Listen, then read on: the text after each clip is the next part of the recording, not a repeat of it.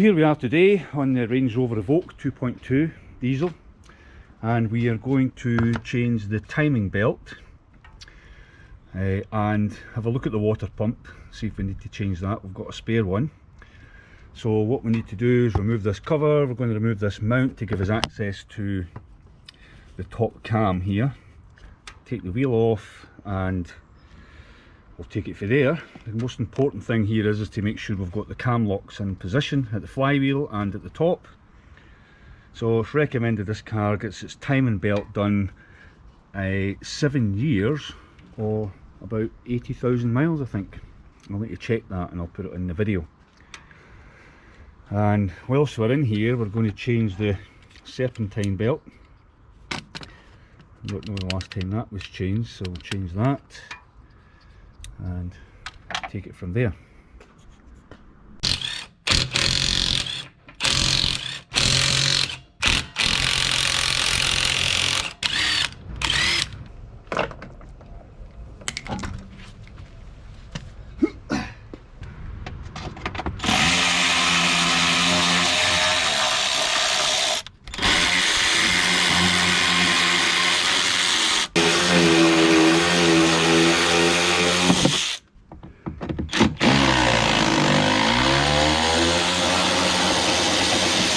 They're actually bolts. Yeah, I see that.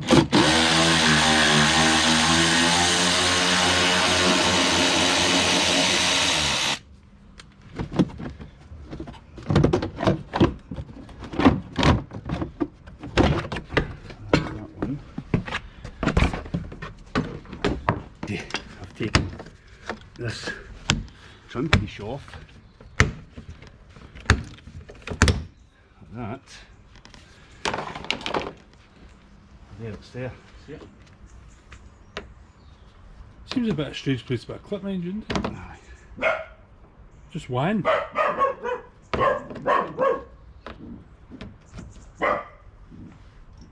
we go. Just a bit.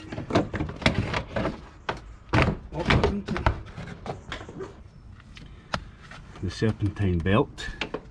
So the reason we took that off is to try and access this to be able to turn the engine to get the right orientation to put the pins in, and also see the bottom of the cam.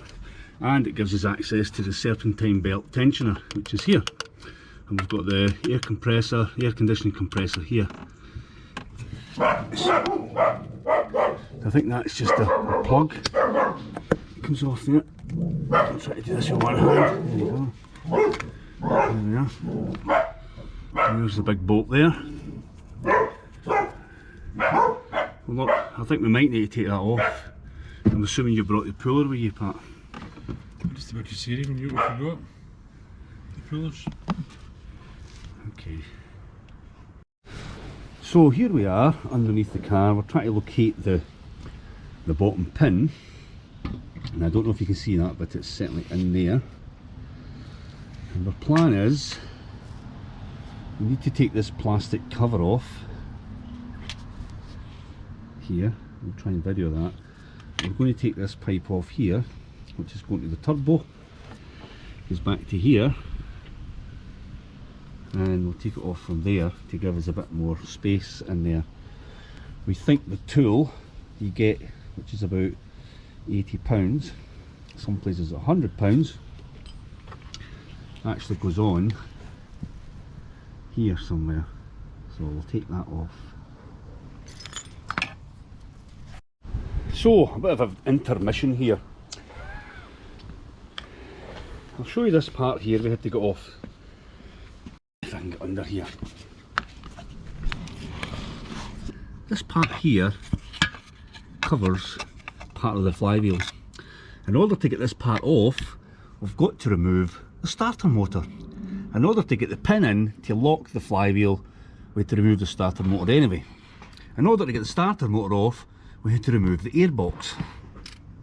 So we've done all that, and that's my pin in there. Now you're supposed to have a flywheel locking device, which is about £100 or there or thereabouts. So we are going to just use that pin. It's now locked in position.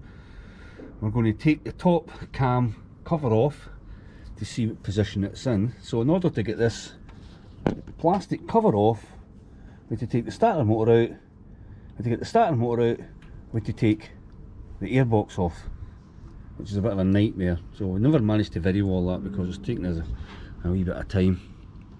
But here we are. If we can see that, the pin's in there. That's where the pin is, our own homemade pin, and we've tested it and locked that. So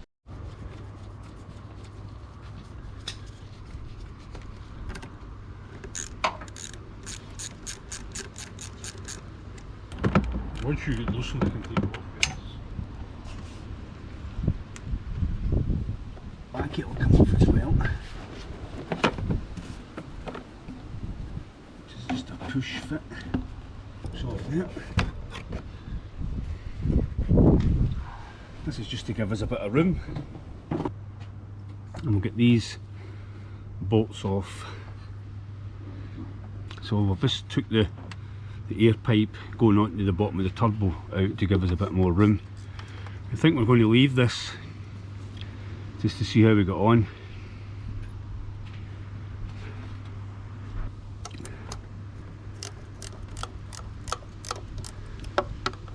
It's just a bit tight for the socket.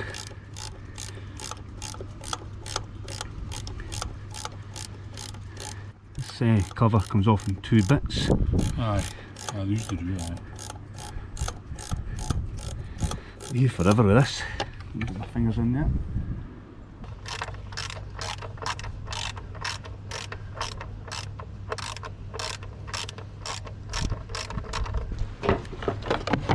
There. So that's that top half of the cover.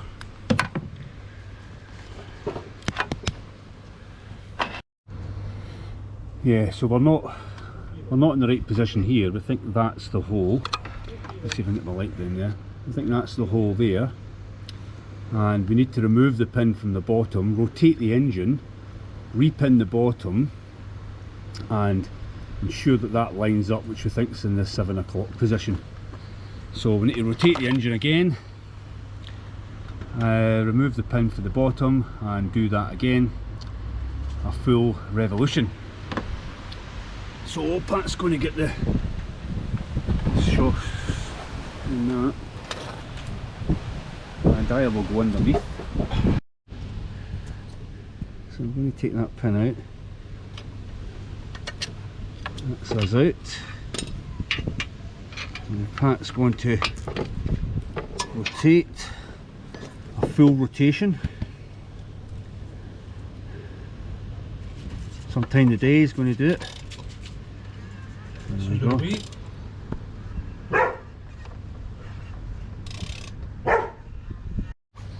So here we are. We've got our pin in here, and the crank to stop it. We've got a pin down in the bottom. We now need to take off the pulley wheel, and we're going to be stopped here if Apprentice Pat has not brought his puller. So the idea is we'll undo that crank, or we shall, well, I think we'll undo the crank bolt now to get it slack, then we'll release the tensioner and take the belt off. Then we'll inspect the belt. Right, so we're taking this off. Why is that turning like that? That's keep pushing against your pin, so yeah. There we go. Okay.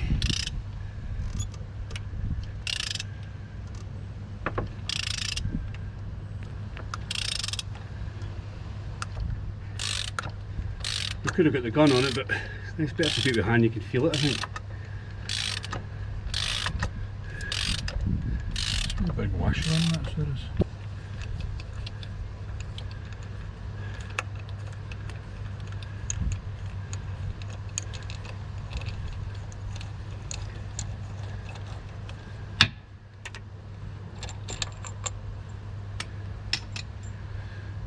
That's the bolt off.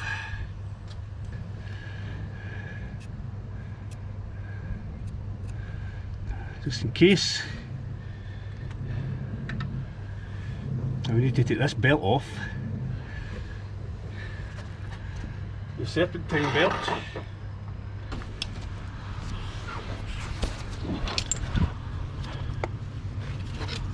Okay, that's it, that's enough.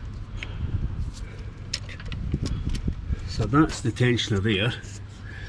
That was just to take the Serpentine belt off. And I'm assuming Pat took a picture of that there. Just to let you see the condition of this belt. So we can see all the bits of cracking in the belt.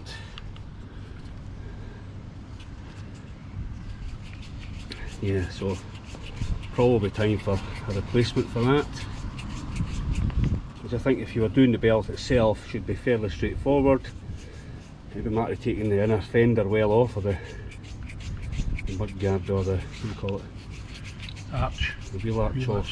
Liner. So, okay.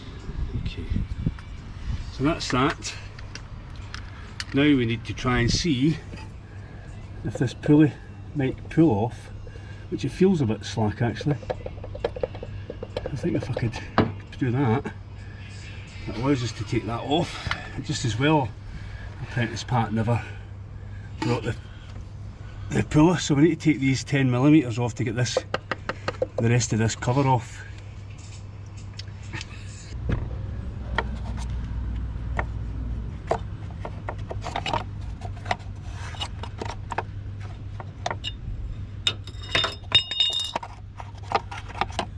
I think there's a wee clip holding that on there. Oh, so there is. So if I get my clip removal tool, just move them out the road. It should come out. That sounds. Got that. So this is the water pump. We're going to take the belt off and inspect it and see what the water pump's like. I don't know if that's a wee, it looks like a wee leak there. So the tensioner looks as if it's up here, which again is a funny wee thing. So the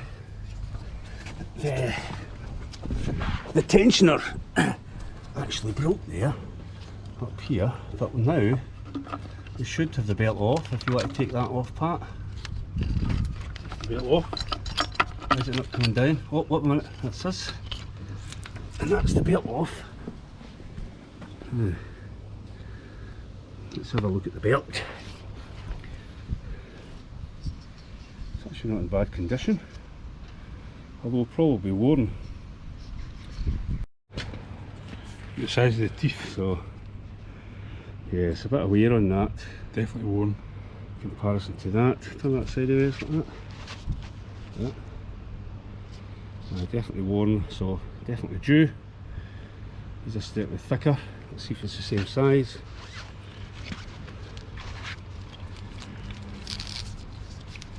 Yeah, so that's that. Okay, so I now decide whether we're taking the water pump off, which is this body here. You've got to ask yourself the question. I've not had any problems with the water pump. It feels good.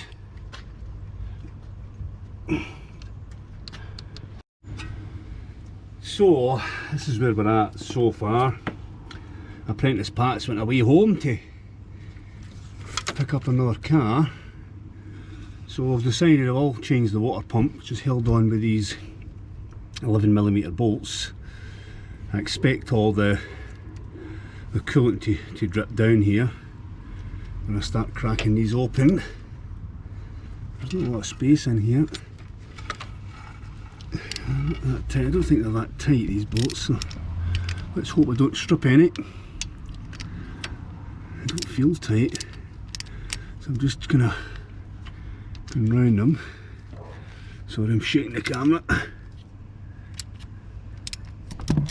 I bumped the camera, so I'm just going to zip some of these off.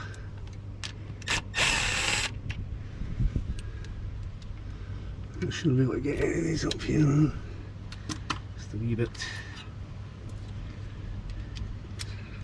Space is at a premium here. I mean, these bolts feel like hand tight, so I can see a wee bit of coolant coming now.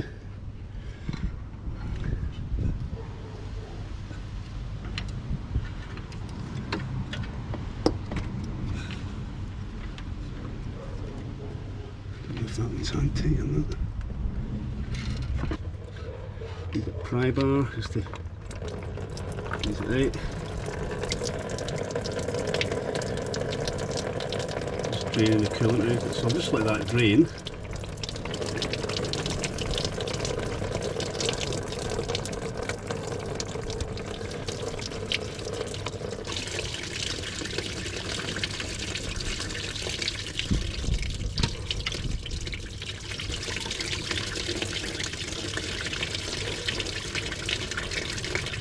So this job's not as straightforward as I thought.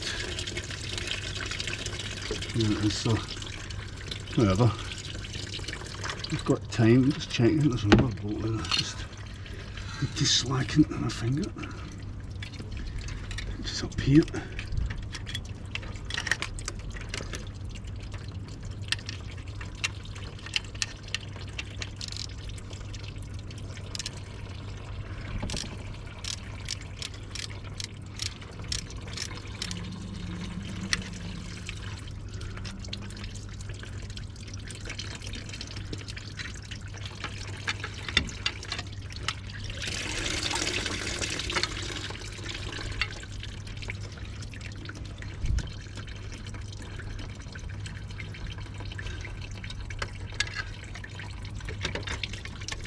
That's probably most of it there, so I'll try and take these two bolts out. More. And the pump should technically come out. And there we are. So there we have the water pump and its gasket. Whatever way that goes on, it looks like a bit more of a substantial gasket than I've got. It actually feels okay. There's not a lot of play in there, but it's probably good practice to change it over, I suppose. And we'll get the other one put in.